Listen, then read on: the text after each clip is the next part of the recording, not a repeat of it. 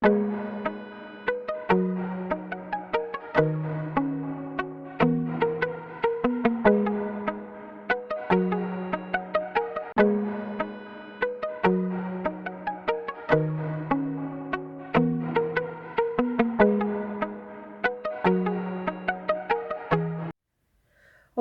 seguimos hablando en este mes de la Biblia, no porque haya sido una fecha que se haya elegido porque esté en la Biblia, justamente, sino porque un 26 de septiembre de 1569 fue traducida a nuestro idioma, el castellano, y desde ahí tenemos mil posibilidades para leerla y escudriñarla. Es muy importante. Si tenés una en casa y si no tenés, podés descargarla desde la app. Hay mil formas hoy para conocer la palabra de Dios y tener un acercamiento más profundo a Él y conocer todo lo que Él tiene para nuestra vida, pero sobre todo poder alcanzar la salvación eterna. Hay un presidente muy conocido en la historia, el presidente Lincoln, que creció en una familia bautista. Muy religiosa era su familia, pero él nunca se unió a una iglesia. Sin embargo, tenía un profundo conocimiento de la Biblia y a menudo la citaba. Muchas veces era ridiculizado por decir muchas verdades. De hecho, es conocido como el presidente que siempre decía la verdad.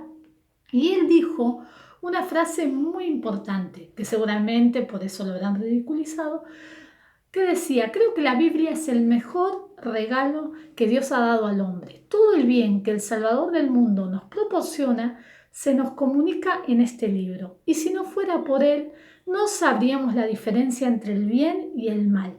Toda cosa provechosa del hombre al hombre se contiene en la Biblia. Abraham Lincoln.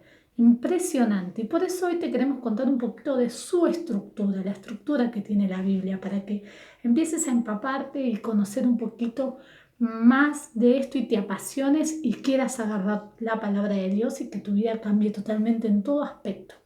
La Biblia está dividida en dos partes, Antiguo Testamento y Nuevo Testamento.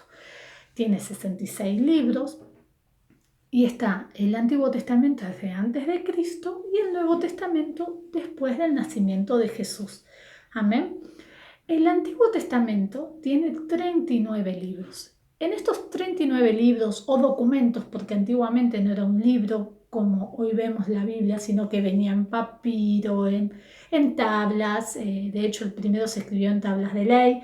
Pero bueno, no me voy a adelantar a eso. Eso es otro estudio que le vamos a ir enseñando. Amén.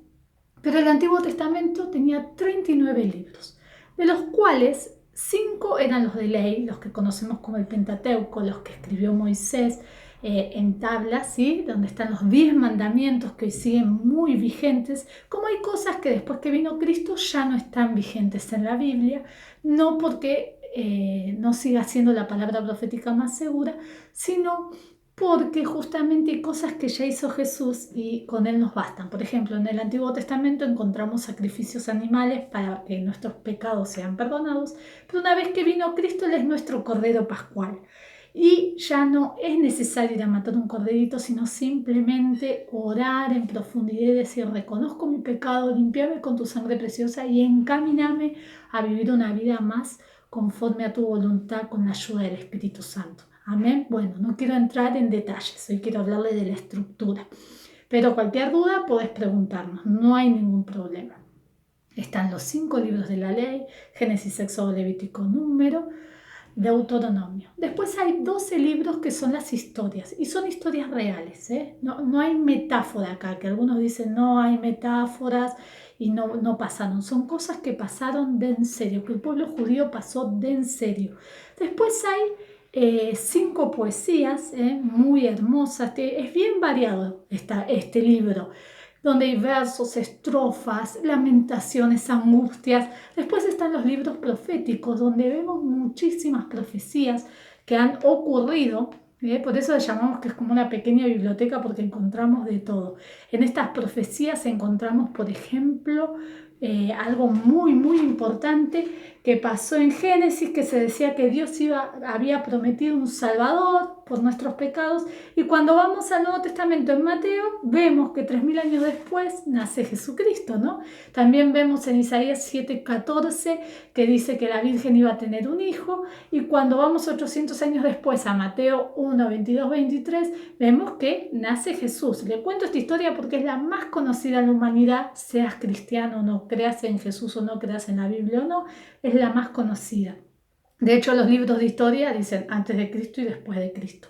Bueno, como eso hay muchísimos libros de muchísimas profecías en la historia de la Biblia que después vimos cómo se cumplió. Luego viene el Nuevo Testamento, donde les decía que vemos la vida de Jesús. Los primeros 4 libros, que son los conocidos como los evangelios o las biografías, justamente tratan de eso.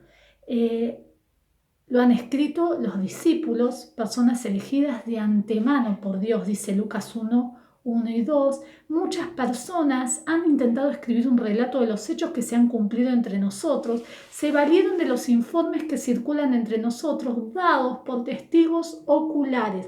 Se lo considera, muchos ateos se hicieron cristianos por ver estos testigos oculares que no se contradecían entre ellos y veían que lo que había ocurrido en la palabra de Dios que cuenta es real. Eso es para el que necesita ver y no sentir, Dichosos los que sin ver creen, así que sé dichoso. Pero bueno, si tenés duda, con más razón lee la Biblia, comparando los libros de historia y vas a ver que estas cosas fueron reales. También dice que estos hombres de Dios fueron elegidos de antemano por Dios.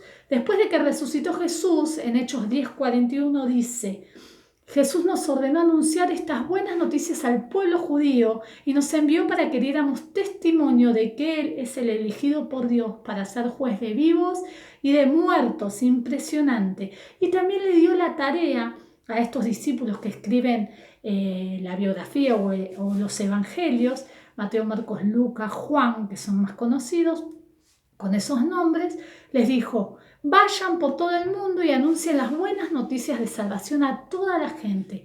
El que cree y sea bautizado será salvo, y el que no crea será condenado. Eso está en Marcos 16:15, como vemos en pantalla.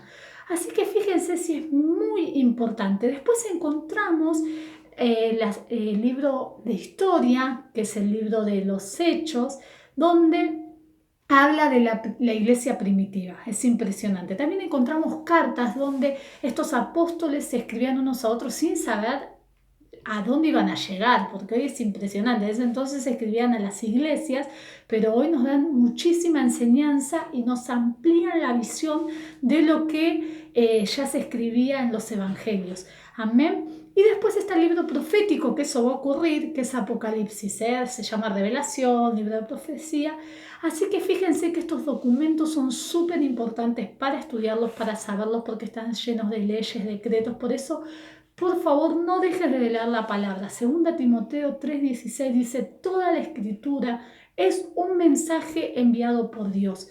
Es útil para enseñar, reprender, corregir y mostrar a la gente cómo vivir de la manera que Dios manda.